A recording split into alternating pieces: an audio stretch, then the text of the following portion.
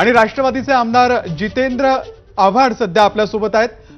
जितेंद्र आव्हाडजी, 7 आरोपींवरती मकोका दाखल झालेला आहे, आपली पहिली प्रतिक्रिया।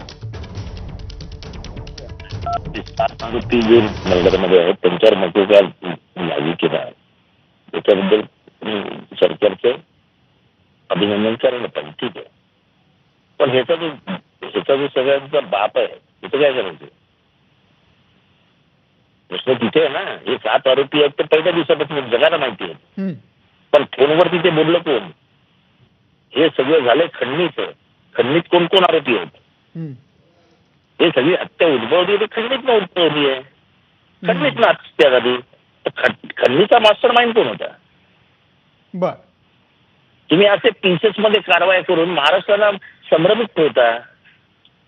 बर, काल विष्णू चाटेला न्यायालयाने जेल कस्टडी दिली, त्याला कालच अरेस्ट का नाही केला? सोमवारी अरेस्ट करू असं कशासाठी?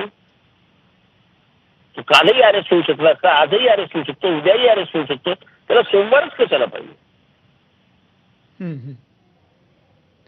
वाल्मिक कराड यांच्यावर हा बोला बोला।